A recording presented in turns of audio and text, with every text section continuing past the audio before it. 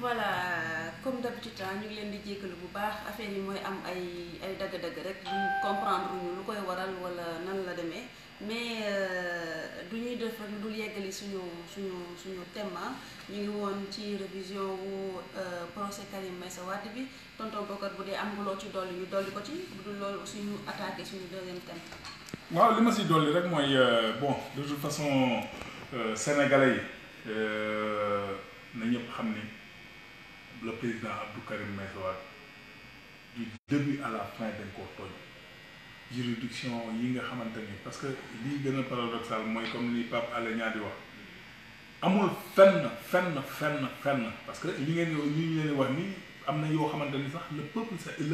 l'état Sénégal ñoom ñoo porte plainte mais chaque fois sur le plan international dañ leen di débouté du ñu am raison fii rek avec la CREI kese la ñu am raison te CREI moom ku nekk xam na ni mooy juridiction bii gën a bon si monde bi Gestapo sax defe naa seen tribunal boobu moo gënoon baax CREI bi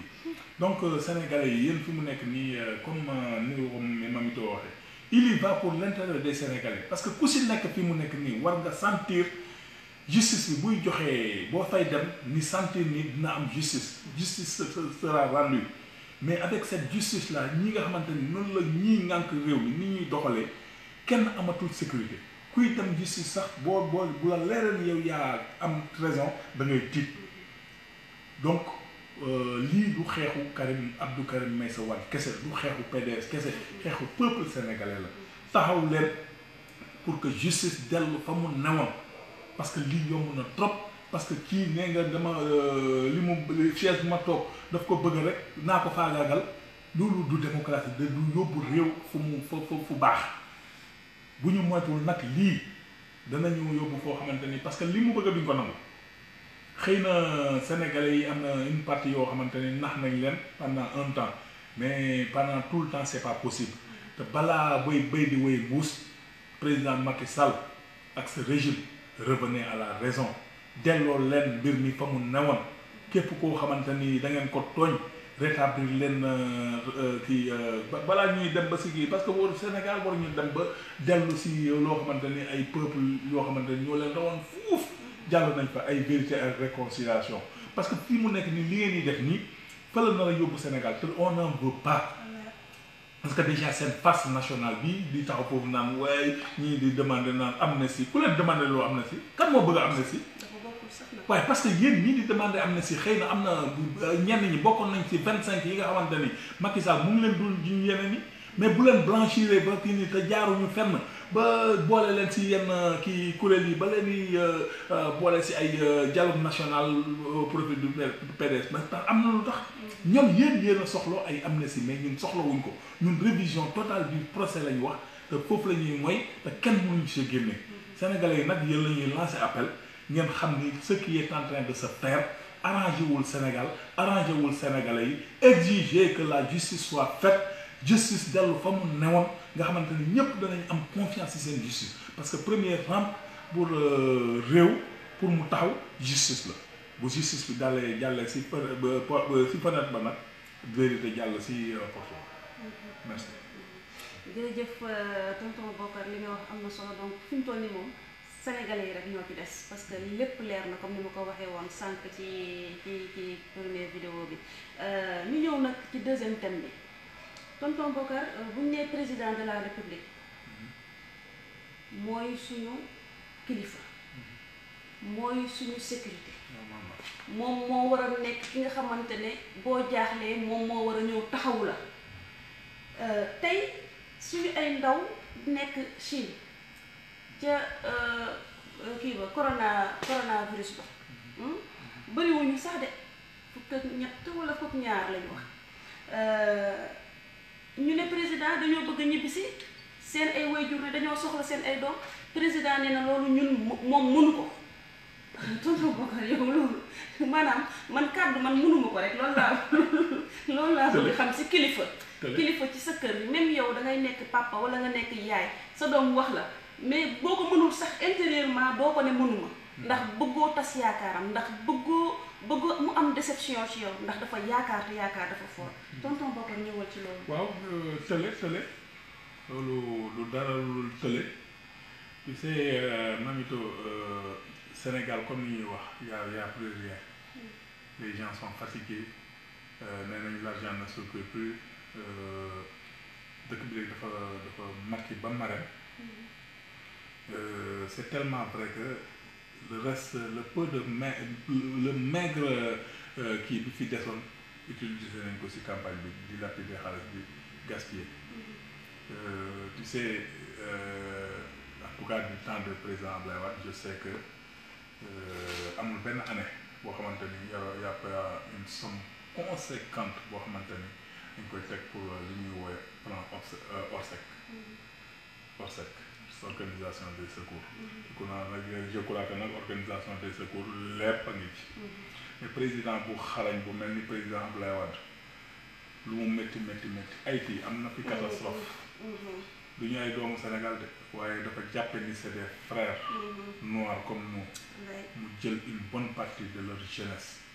sauver leen des catastrophes dans leur pays ñoo andi leen fii inscrire leen ci université yi fii donc kooku actuellement bu fi newoon buñ des 1000 Sénégalais woon sax dina leen jëli mais parce que dafa xamoon lan mooy kii mais fi mu nekk ni Sénégal la ñu yàq lépp plan Orsec ce qui est sûr moo di ils ont des difficultés de trésorerie moo tax fi mu nekk nii leer na ma ni catastrophe bu mënoon am comme bii amuñu moyen bu ñu demee jëli nit ñi c'est ça la réalité mais comme ni nga ko waxee tële ak manqué nekk homme d'état parce que taxaw man sama doom bu ma ñaaw noonu 1 million naa ko ne waa xaaral ma lijjanti ko wala ma lijjanti maa ngi baaw mais du ma ko ne mënuma ko mooy kilifa bu ñëpp yaakaar même sa biir kër waroo wax mënuma ko wax dama laaj réew yow ñu voté le budget de kii boo xamante ni caisse noire boo xamante ni du temps de Wade 8 milliards la woon moom mu ñëw yokk ko léegi il a 11 milliards loolu rek bu fekkoon te ni respecté na Sénégalais yi njaboot yi ñi nga xamante ni ñoo nekk foofu maa ngi dégg un étudiant bu nekk foofu ndeysaan bu Moussa naan dimbale leen ma ñu bisi un président di toog di déglu sa nit naan dimbale leen ma ñu bisi nga koy ignorer alors que y a beaucoup de tout africains ya fa newoon ay algériens tunisiens ñooñu ñëpp rapatrié nañ seen i doom mais nan la kilifa mën a taxawee mënuñu leen mënuñu ko mais c'est mais léegi sénégalais yi yéen dama leen di poser question fan la ñu jëm ak ce régime non Rosner Ludovic Rosner boo xam na ko Macky Sall remplacé nga ku jafe nga remplacé parce que aussi nit président da ngay yaatu xol da ngay am yërmande da ngay mën a da ngay perceptible si difficulté nit yi jafe-jafeem pour yërëm ko il faut nga am yërmande pour mën a def yenn yi mais kii malheureusement loolu moo nawul si moom boo gisee ni muy wax ak peuple sénégalais nga xam ne amul benn yërmande si peuple sénégalais et malheureusement le peuple sénégalais a mordu à son hameçon taxaw ñu naan way ku yaru la et cetera fekk ndekete yoo mii kër bi ci waa ji et man je plains le peuple sénégalais bu ñuy jógul seen bopp parce que dafay gën a continuer parce que kii moi je crois que fii mu jaar dafa naa métti boobu moom la bëgg a fayeeku si peuple sénégalais parce que yenn yi man mënuma ko qualifier c'est impossible parce que ay doom yaay le père de la nation sa ay doom nekk fële si difficulté nga ne mënuma leen indi mais léegi ban peuple que ñan ñooy respecté ci Sénégal ce beau Sénégal bi nga xamante ni le président Abdoulaye Wade yóbbu na ko woon foo xamante ni peuple yépp ko non da ngay ànd ak fierté tey bu la nit di wax foo dëkk da ngay sawar pour ne ko Sénégal mais je te dis par exemple bi mu ñëwee nekk président commencé di jël benn certain leadership y a des chefs d'État yoo xam ne dañ ko doon contesté parce que xam nga lii ko doon contesté yëpp mooy ne oui moom il a un petit pays ñun nous avons des pays comme Obasanjo ay Thabo Mbeki et tout ça nous avons des pays yoo xamante ni suñu population ak suñu capacité ëpp na Sénégal foofu mu bëgg a ñëw nag leader suñu kaw non c'est pas possible c'est que loolu moo andi woon par exemple bi mu créé le plan Oméga lui seul 4 présidents Thabo Mbeki Obasanjo Meles Zenawi bu Éthiopie ak Bouteflika coalisé pour mën a génne benn plan bu ñu naan le plan MAP léegi bi ñu demee ba affaire yi coow wéy ni kii ñi di xëccoo fii kii nii ñu ne léegi benn sommet OUA nañu essayer couple kii enfin xool lan nañu boole ñaari plan yi c'est le plan NEPAD mais donc kooku demoon na ba yóbbu Sénégal foo xamante ni pour te dire même le G7 si Ablaye Wade moo kaas ba G7 di leen ubbil seen porte ñuy faire participer au nom de l'Afrique si bi et le président Ablaye Wade moom moo commencé loolu di participer si réunion G7 bi bu daan dem Davos les grands décideurs mais les grands décideurs dañ doon daw si gannaaw Sénégal parce que président boo xamante ne avec un leadership extraordinaire mais kii dafa ñëw anéantir lépp mais lan lañu suñu voisins yi di wax bu ñu déggee suñu président mënuma jëli sama 13 doom yu nekk fële di tumuraanke wala comme moom day buy def déclaration ci kër nijaayam mi la koy defee est-ce que mënul def demande dem France wax yéen ñu yóbbu ñu jàppale ko comme que moom mënul te moom bu waree wax ak population sénégalaise bi day dem ba Europe toog waxtaan ak ñoom sànni ñu ay kàddu buy tabax ñooñu la koy dénk lu tax lii nag mënul demande leen. waaw mais ñooñu ñoo ko ëpp problème parce que fi mu nekk nii par exemple man je crois que sax commencé na leen weddi parce que président Abdoulaye Wade lu mu jël ba teg ne dafay diversifier partenariat et tout ça boo ñëwee xale bu ndaw teggi ko di nga gis conséquences yi bërki démb gis naa mu signé ne Dubai Port World jox nañ ko portu Ndayane waaw Dubai Port World bi mu doon wax naan kii yu Karim Wade lañu prête-nom Karim Wade lañu dàq leen déedéet kay mais c'est extraordinaire donc c'est un gars boo xamante ni vraiment man daal yóbbu na Sénégal foo xamante ni il faut que Sénégalais yi resserrent parce que aussi lii affront la pour le peuple sénégalais c'est 13 doom bu doon benn rek sax dañ ko war a fonk bu doon doomam da ko fay bàyyi non moom doomam kooku moom sax moom defe naa ba pare ñoo xamante ne feebaraguñu xam nga ñoo xamante ne la amaguñu maladie bi feebaraguñu dañuy ut ku leen dimbali indi leen mais ñooñu neex nañu am solution aéroport Diass c'est équipé mën nañ leen a teg foofu xool day dégg tell rek ne dam na mais bisimilah rek nga ne man mënu xam nga dégg tell ne dam na weesuwul li mu dégg man xam naa li mu dégg ci coronavirus bi moo ko jaaxal au lieu mu laaj spécialiste yi rek mu def ko parce que boo xoolee dafa def déclaration 2 jours après ay ministre ak ay techniciens génn di xaw a rectifier mais kilifa donc moo ñu andi woon problème temps wu Arabie Saoudite bi ñu naan dañoo terroristes yi dañ bëgg a bombarder Kaaba bi rapidement mu woo Assemblée nationale ñu autorisé ne léegi dañ fay yóbbu ay militaires ba après militaires yi defe naa sax mujjewuñu dem parce que dafa dégg tel nag le problème Arabie Saoudite mujjee ko réglé ak kii ni mujjewuñu dem donc loolu fii mu nekk ni loolu la def ak coronavirus xamul sax nu mu demee xamul kii xamul ni Sénégalais yi même bu ñu feebaroon waru leen abandonné milliards am yi mu gardé si caisse noire bi ça doit servir à ça et état dafa war a chaque fois prévoir loo xamante ni pour plan Orsec parce que on ne sait jamais un état normal dafay prévoir loolu boo gisee le président Ablaye Wade comme ni ma la wax Haïti ay doomu kii Haïti parce que moom li mu jàpp rek mooy tout noir qui se trouve en Amérique fii lañu jógee mu jël alal def si loolu ñëw andi leen fii kooku nag defal ko ñooñu bu doon sénégalais la kii waxatuñ ko. bu boobaa waan benn sénégalais bu fa def. ñëpp ñi bëgg a ñibbisi nañ ñibbisi. en tout cas war na xoolaat boppam la ndax dëkk yi nga xamante ne ñu ngi ci wetam lii di Guinée lii di Mauritanie jëli ji nañ seen ay doom donc moom waruñ ko gën a am fulla waruñ ko gën a am jom na dem jëli ji ay doomam. ay doomam lañ. day fekk mu respecté sénégalais yi. en tout cas sénégalais yi tamit ñoo war a ñoom tamit parce que respect da nga ko war a xëccu da nga ko war a bu ñu la respecté wul da nga war a wane sa bopp.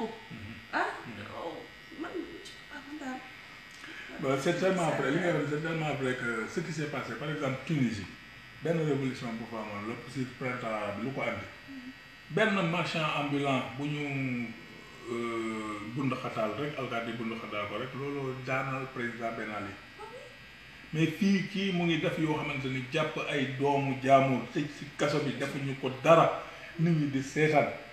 jàpp ay kii ni par exemple ce qui s'est passé l'autre jour à Saint-Louis répression boo xamante ni kenn xamul fu mu toll loo xamante ni seen droit la ñu kii parce que ñoom ñoo leen ko digoon ci campagne bi ñoom ñoo leen digoon ni dinañ leen jox ay machine dinañ leen jox ay moteur pirogue ñoom dinañ leen jox ay licence de pêche ak tout ça licence de pêche bi mu génne ñu jël ko jox ko seen i militants nga jàpp kii ni répression tout ça lii lépp nag nañ nañ bukki bu yebee ponkal si doxin si doxin ba actuellement ce qui s'est passé au Sénégal depuis l'avènement de Macky Sall ay jalons la teg nit ñi di ko seetaan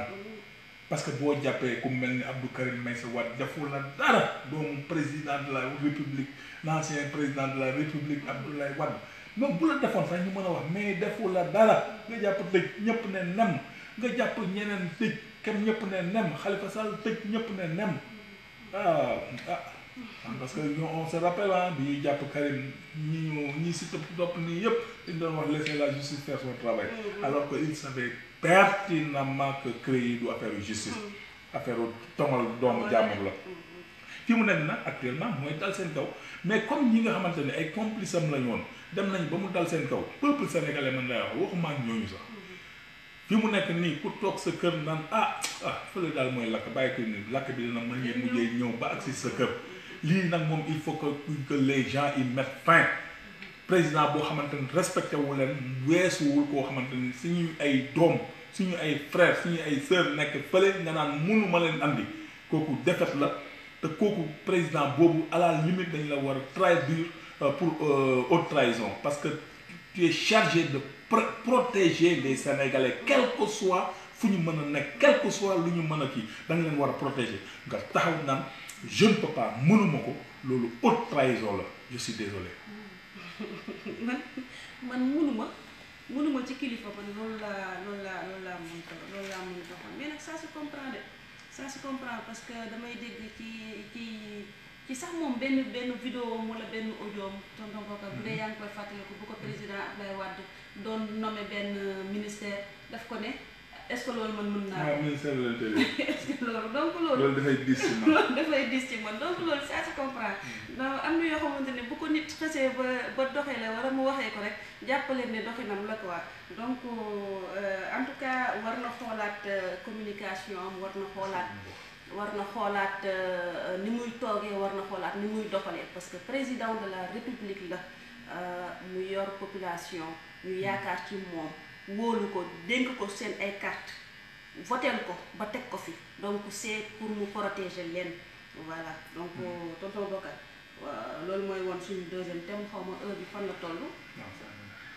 voilà donc des na 5 minutes yaakaar naa man noté woon naa la fois passée ñi nga xamante ne à tout moment dañuy participer di commenter ay internautes yoo xam ne ils sont fidèles dañuy commenter tout le temps di partager di kii donc ñooñu mooy semaine bi passée te amul benn live bu ñuy raté live yi di dem yépp voilà vraiment ñooñu il faut ñu citer leen tey muy Aminata Ben Lambi waaw moom elle est tout le temps présente moom ak ku ñuy wax Assane Diop moom day commenter rek Assane Diop moom il est actif ak ku ñuy wax Séni Lo Yolande Diémé soxna Oumy Sène Abdoulaye Bari donc ay kii Tata Fambaye Ndoye moom tamit day commenter ak l'équipe bi nga xamante ne mooy réseaux sociaux élargis ñoom tamit tout le temps ñu ngi ci liggéey bi di liggéey lu rafet wax dëgg yàlla nag xam naa dañuy def rek lu dul tàggatoo donc ñu ngi leen di jaajëfal bu baax a baax mbokk internet yi tey loolu lañ leen indiloon ci thème et yaakaar nañ leen jàngat nañ ci lu bari comme ni ma koy waxee saa su nekk rek di leen remercier encore une fois di leen jaajëfal bu baax di ñaan yàlla ngeen di am connexion di suivre lépp parce que lépp fi lay leeree voilà donc ñuy remercier réseaux sociaux élargis Maman Nafi mi nga xamante ne moo nekk ci bopp tête bi te yaatal ñu tamit di ñu xiir ci liggéey bi donc ñu ngi lay jaajëfal yow di la ñaanal bu baax a baax di la féliciter parce que am na kii buñ sargal distinction buñ ko war a jox prix ràññee donc ñu koy féliciter bu baax di wax nag elle le mérite vraiment xam naa dinaa bàyyi après nga ñëw ci elle le mérite vraiment tonton Bokar yow it ñu lay jaajëfal di la remercier tay moom 19 mars moo la xaw a moom 19 mars moo la xaw a moom mais ñu ngi ñaan yàlla ñu yegg ci jàmm ak salaam te mu am ci ndam lu rëy ndax 19 mars comme ni ma koy waxee suñu 19 mars la donc maa ngi lay bàyyi nga tàggatoo tonton waaw merci beaucoup Mamito fi ngay daanale lay tàmbale tàggoo muy 19 mars incha allah comme ni ñu ko waxee rek à l'occasion des 20 ans yi nga xamante ni le président Abdoulaye Wade bi mu daggee bu mu njaam bi nga xamante ni moo nekkoon diggante Sénégal ak parti socialiste ak les Français am na 20 ans te 20 ans defe naa ku ne xale judd na si ba màgg si ba nekk waxambaane donc ñu war a si utiliser journée boobu pour def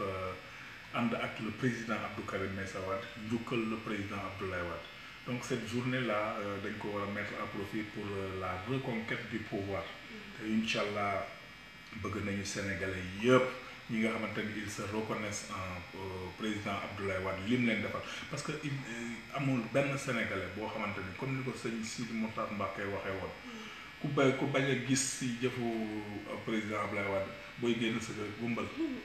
parce que boo xippee sa bët rek wala teg sa tànk rek di nga daj loo xamante ni président Abdoulaye Wade moo ko def si réew mi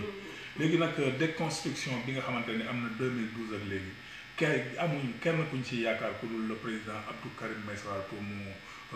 reprendre les choses te am na yaqin bi am na compétence bi ndax ku mel ni Baba Aïdara ñëw waa Bennoo Bokk Yaakaar magu Bennoo Tas Yaakaar yooyu ko santoon pour mu defal leen enquête si moom mais bii mu demee ba fekki Abdou Karim Meïssa Wade la muy liggéey fële xam na ni kii waxuma la Sénégal mais mën na développer Afrique donc kooku la ñuy yaakaar si mu reprendre flambeau bi delloo Sénégal ko mu ki yor donc di leen remercier di leen wax nag 19 mars boobu jël leen ko def ko seen bis parce que le président Abdoulaye Wade dañuy delloo njukkal te sénégalais amul benn sénégalais boo xamante ni amuloo pour delloo président Abdoulaye Wade di njukkal ñenn ñi sax ñu ngi naan même Macky Sall war na ko delloo ñëw parce que bu nekkee président bu amee li mu am moom la mais nag soxlawuñ ko fa ñun moom soxlawuñ ko fa parce que moom ak ñi nga xamante ni un temps soit peu poignard planté nañu coup de poignard essayé nañu planter coup de poignard dans le dos du président Abdoulaye Wade on n'a pas besoin de ces gens là ñun sénégalais purs yi la ñu wax ñi nga xamante ni très sincèrement ils sont déçus et par ce régime là et gisoon nañu seen bopp si temps wu président Abdoulaye Wade te defe naa taximan yeeg marchand ambulant yeeg amul kenn koo xamante ne regretté woo d'avoir retiré le pouvoir au président Abdoulaye Wade jox ko kii donc ñu ngi leen di woo yéen ñëpp si journée 19 mars ce sera toute la journée incha allah journée internationale sargal njukkal le président Abdoulaye Wade ici à la permanence bëgg nañu VDN bi yëpp ñuul kukk ak ay nit pour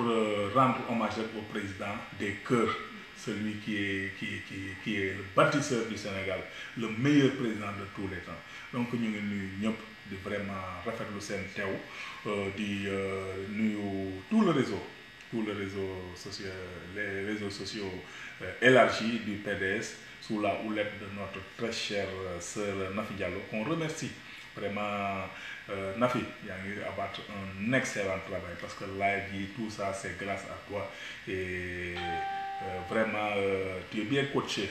le président Abdou Karim Meïssa Wade est très très très fier de nous tous à travers ta personne. Donc félicitations et merci pour ce prix ràññee bi ku ràññeeku nga moo taxit ça ne pouvait pas tomber sur quelqu'un d'autre que toi. Yàlla na la yàlla defal jàmm. ñu ngi nuyu ñëpp di ziar ñëpp encore une fois Mamito yow it maa ngi lay remercier par ta contribution pertinente. Vraiment je suis en tout cas daal comme ni ko gars yi di waxee rek le duo de choc. je te remercie vraiment. merci beaucoup ciao merci. merci jërëjëf. Allez merci beaucoup.